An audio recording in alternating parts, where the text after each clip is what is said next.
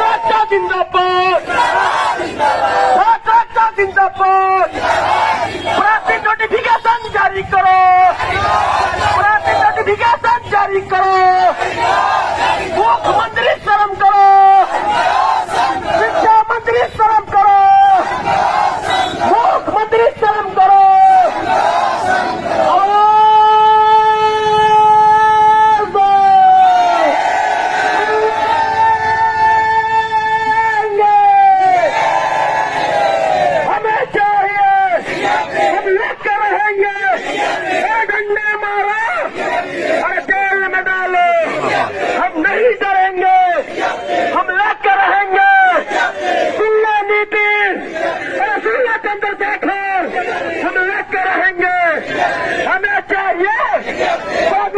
जारी करो, प्राथमिक नोटिफिकेशन जारी करो।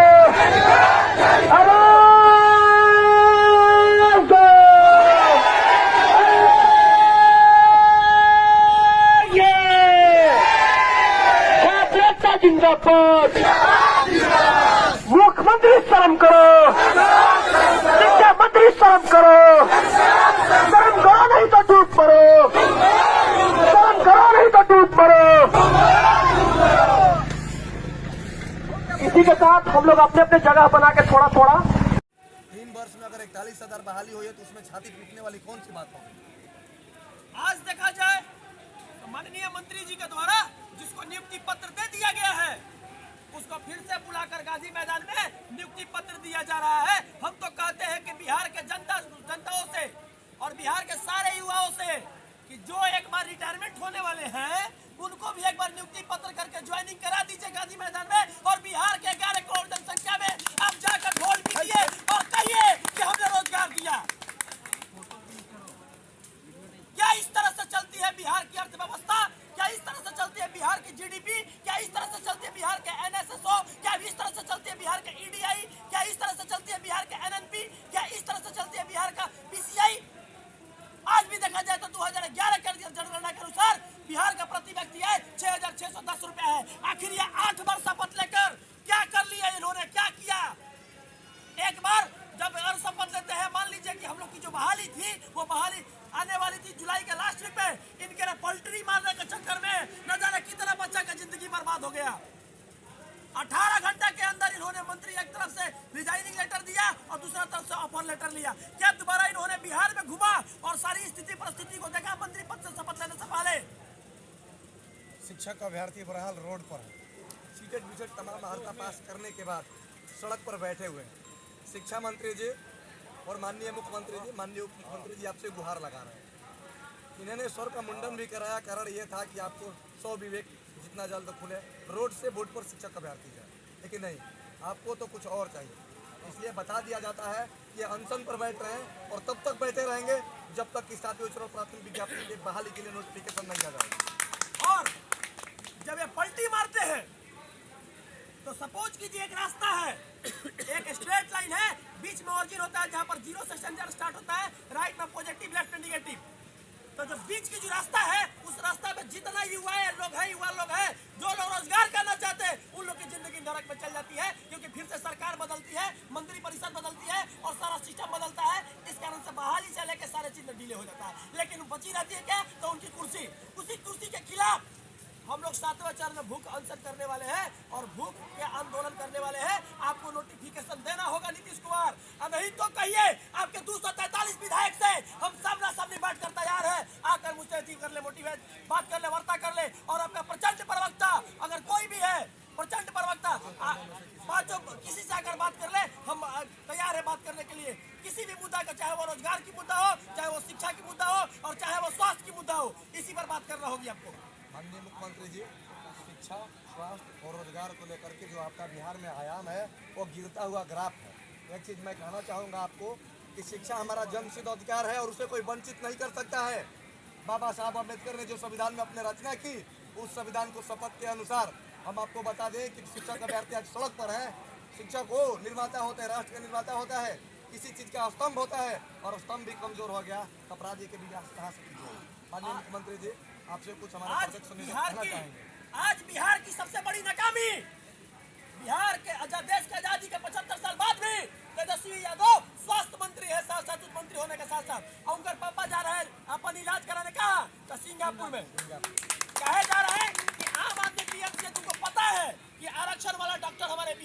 है, एक बार में हमारा बाप जान दे देगा, मर जाएगा वो।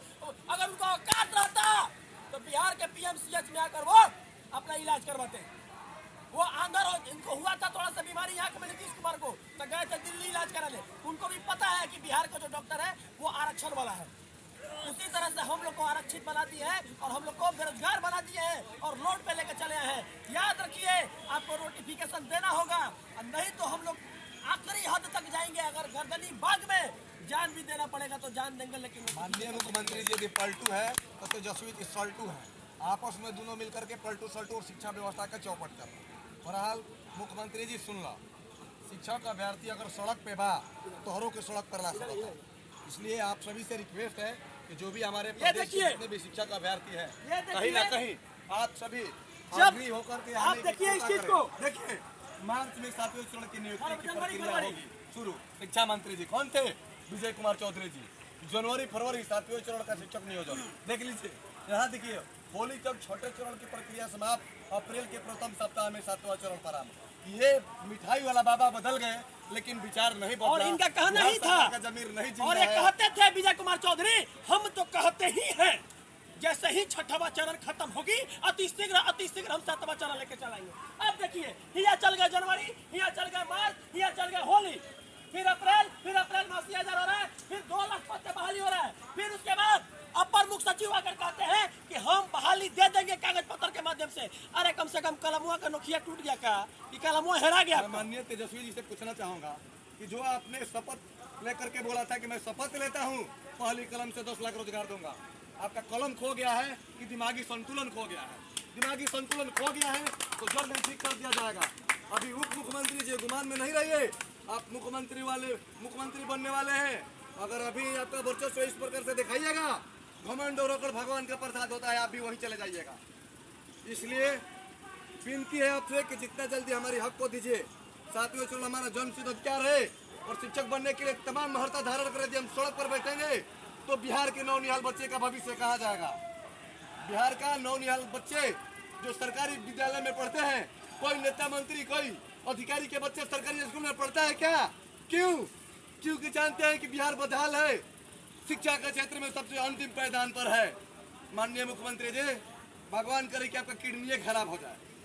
आपको भी बार बार इतना झूठ बोलते रहते हैं, आप जितना झूठ बोलते हैं ना, सजा हम लोगों को मिलती है। तो भगवान इस सजा के सच में तब्दील करे, आपके किडनी पर ही ब्रेक लगा दे ताकि झूठा आश्वासन आप न दे।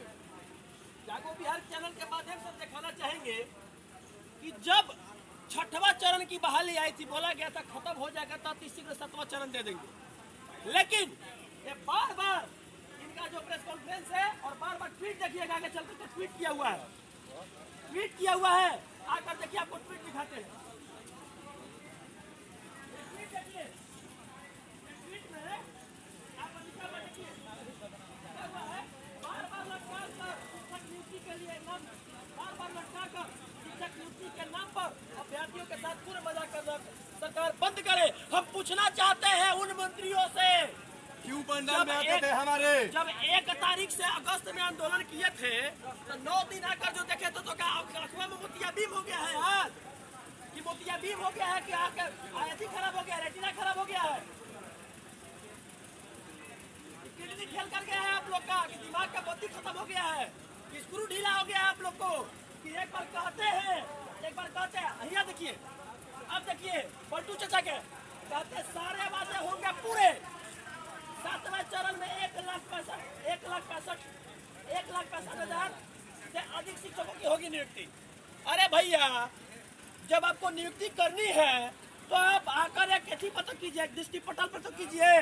बिहार की अर्थव्यवस्था, नीतीश कुमार, बिहार की अर्थव्यवस्था जो आपने चौपट किया है, इकोनॉमिक डेवलपमेंट इंडेक्स को खत्म किया है, उस चीज को अगर सुधारना है तो आप चेयर छोड़कर देखो, बिहार में और भी लोग हैं, पुत्रवाद और परिवारवाद की राजनीति से ऊपर उठकर देखो तो बिहार में और भी लोग हैं, स्किल्ड है और पढ़े लिखे हैं, जो बिहार को अर्थव्यवस्था को सुधार सकते हैं और बिहार की अर्थव्यवस्था को ऊपर लेकर जा सकते हैं। क्योंकि बिहार पूरे प्लेनेट पर, बिहार जो है सबसे ज्यादा मेहनती और सबसे ज्यादा कर्मठ लोग यहाँ बसते हैं, और बिहार ही एक ऐसा प्लेनेट है जहाँ पर राजनीति करके लोगों के द्वारा यहाँ के लोगों की मानसिकता को खराब किया जाता है और रोजगार नहीं दिया जाता है और बिहार के लोग ही सबसे ज्यादा फांसी लगा के मरते हैं। और याद रहे, इसी बिहार के लोग सबसे ज्यादा IAS IPS देते हैं।